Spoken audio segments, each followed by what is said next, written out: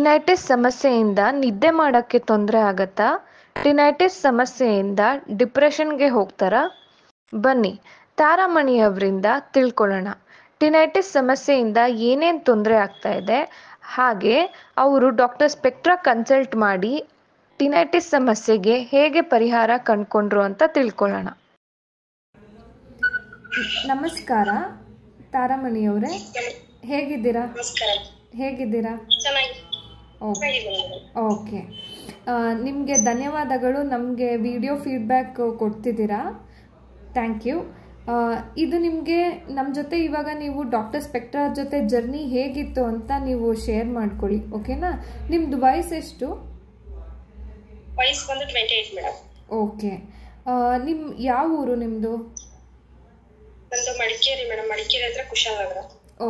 Okay.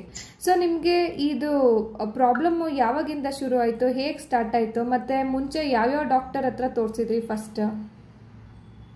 ಈ problem ಬಂದು madam ನನಗೆ 2 years ಬ್ಯಾಕ್ ಇಂದ ಸ್ಟಾರ್ಟ್ ಆಗಿತ್ತು. ಓಕೆ. ಇದು ಒಂದ್ಸಲ ಸುಬ್ರಹ್ಮಣ್ಯ ಟೆಂಪಲ್ಗೆ ಹೋಗಿ ಅಲ್ಲಿ ನೀರಲ್ಲಿ ಮುಳುಗಿದ ಅಷ್ಟು ಮಾತ್ರ ಗೊತ್ತು ನನಗೆ.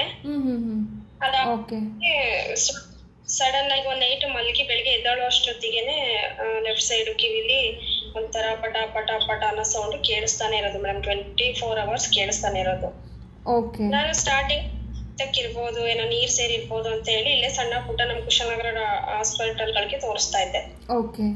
ಅದ ಪ್ರಾಬ್ಲಮ್ ಜಾಸ್ತಿನೇ ಆಯ್ತು ಮೇಡಮ್. ಸ್ವಲ್ಪ ಡಿಪ್ರೆಷನ್ಗೆಲ್ಲ ಹೋಗ್ಬಿಟ್ಟಿದ್ದೆ. ಮಾತಾಡಕ್ ಆಗ್ತಿರ್ಲಿಲ್ಲ, ಯಾರ ಜೊತೆ ಸೇರಕ್ ಆಗ್ತಿರ್ಲಿಲ್ಲ, ಯಾರ ಜೊತೆ ಏನು ಜಾಸ್ತಿ ಇವತ್ತು ಯಾರಿಗೂ ಮಾತಾಡಕ್ ಆಗ್ತಿರ್ಲಿಲ್ಲ. ನಾನು ನಿಮ್ಮನ್ಸ್ ಹಾಸ್ಪಿಟಲ್, ಮತ್ತೆ ಮೈಸೂರಲ್ಲಿ ಒಂದ್ 2-3 ಹಾಸ್ಪಿಟಲ್, ಮತ್ತೆ ನಮ್ಮ ಮಡಿಕೇರಿ ಹಾಸ್ಪಿಟಲ್, ಮಂಗಳೂರು ಹಾಸ್ಪಿಟಲ್, ತುಂಬಾ ಕಡೆ ತಿರುಗಿ ಒಂದ್ 2-3 ಲಕ್ಷ ಖರ್ಚು ಮಾಡಿದೀವಿ ಮೇಡಮ್ ಕಿವಿಗಂತಾನೆ. ಮತ್ತೆ ಅದೇನೇನೆ ನಾನು ಡಾಕ್ಟರ್ ಸ್ಪೆಕ್ಟ್ರಾನ ನಾನು ಹಂಗೆ ಗೂಗಲ್ ಅಲ್ಲಿ ನೋಡ್ತಾ ಡಾಕ್ಟರ್ ಸ್ಪೆಕ್ಟ್ರಾ ನೋಡ್ದೆ. ಅಲ್ಲಿ ಯೂಸ್ ಮಾಡಿದ್ರೆ ಹುಷಾರಾಗುತ್ತೆ ಅಂತ ಹೇಳಿ ತುಂಬಾ ಜನ ಹೇಳಿದ್ರು. ಹಿಂಗೆ ವಿಡಿಯೋ ನೋಡಿ ನಾನು ಡಾಕ್ಟರ್ ಸ್ಪೆಕ್ಟ್ರಾನ ಕಾಂಟ್ಯಾಕ್ಟ್ ಮಾಡಿ ಡಿವೈಸ್ ನ ಯೂಸ್ ಮಾಡಿದೆ ಮೇಡಮ್. ಯೂಸ್ ಮಾಡಿ ಒಂದು 6 ತಿಂಗಳು ಯೂಸ್ ಮಾಡೋವರೆಗೂ ನನ್ಗೇನು ಇದರಿಂದ ಏನು ಎಫೆಕ್ಟ್ ಏನು ಕಾಣಿಸ್ತಿರ್ಲಿಲ್ಲ. ನನಗೆ ರಿಸಲ್ಟ್ ಬರ್ತಾ ಹೋಗ್ತದೆ ಮೇಡಮ್.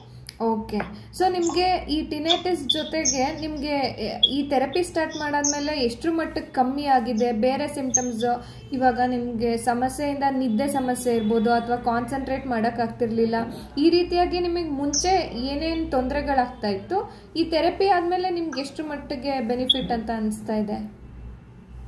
ಮೇಡಮ್, ನಿದ್ದೆ ಬಗ್ಗೆ ಹೇಳ್ಬೇಕಂದ್ರೆ ನಾನು ಎಷ್ಟೇ ನಿದ್ದೆ ಮಾಡ್ಬೇಕಂತ ಟ್ರೈ ಮಾಡಿದ್ರು ನಂಗೆ ನಿದ್ದೆ ಅಂತೂ ಬರ್ತಾನೆ ಇರ್ಲಿಲ್ಲ. ಸುಮಾರು 6 months ಮೇಲಾಗ್ಬಿಟ್ಟಿತ್ತು ನಿದ್ದೆ ಮಾಡ್ದಾನೆ. ನಿದ್ದೆ ಇಲ್ದಾನೆ ತಲೆನೋವು ಬರ್ತಿತ್ತು, ಮತ್ತೆ ತಲೆ ಸುತ್ತು. ಇದು ಟಿನೈಟಿಸ್ ಇರೋರಿಗೆ ತಲೆ ಸುತ್ತು ಕಾಮನ್ ಆಗಿರುತ್ತೆ ಅಂತ ಡಾಕ್ಟರ್ ಹೇಳ್ತಿದ್ರು. ಬರೀ ಟ್ಯಾಬ್ಲೆಟ್ಸ್ ಕೊಡೋದು ಅದು ಇದು ಅಂತ ಹೇಳಿ ಸ್ಲೀಪಿಂಗ್ ಟ್ಯಾಬ್ಲೆಟ್ಸ್ ಸಹ ತಗೊಂಡ್ ಮಲಗಿದೀನಿ ನನ್ನ ನಿದ್ದೆಗೋಸ್ಕರ. ಎಲ್ಲ ನಂಗೆ ಈ ಡಿವೈಸ್ ನ ಯೂಸ್ ಮಾಡಿ 1 ತಿಂಗಳು 2 ತಿಂಗಳಿಗಷ್ಟು ಹೊತ್ತಿಗೆಲ್ಲ ನನ್ಗೆ ನಿದ್ದೆ ಮಾಡೋಕೆ ಮತ್ತೆ ಈ ತಲೆ ತಿರುಗಿದೆಲ್ಲ ಕಂಪ್ಲೀಟ್ ಸ್ಟಾಪ್ ಆಯ್ತು ಮೇಡಮ್. ನಿದ್ದೆ ಚೆನ್ನಾಗಿ ಬರ್ತಿತ್ತು. ಬಟ್ ಟಿನೈಟಿಸ್ ಒಂದು 6 months 7 months ಕಳೆದ್ಮೇಲೆ ಟಿನೈಟಿಸ್ ಸ್ವಲ್ಪ ನನ್ಗೆ ಕಡಿಮೆ ಆಗ್ತಾ ಹೋಗ್ತು ಮೇಡಮ್. ಓಕೆ, ನಿಮ್ಗೆ ಎಷ್ಟು ಪರ್ಸೆಂಟೇಜ್ ಕಮ್ಮಿ ಆಗಿದೆ ಅಂತ ಅನ್ಸುತ್ತೆ? 90% ಫುಲ್ ಕಡಿಮೆ ಆಗಿದೆ ಮೇಡಮ್. ಓಕೆ. ಸೊ ಈ ರೀತಿಯಾಗಿ ನಿಮಗೆ ನಿಮ್ಮ ಥರನೇ ಈ ಸಮಸ್ಯೆಯಿಂದ ಬಳಲ್ತಾ ಇರೋರಿಗೆ ನೀವು ಏನು ಸಜೆಷನ್ ಕೊಡ್ಬೇಕಂತೀರಾ?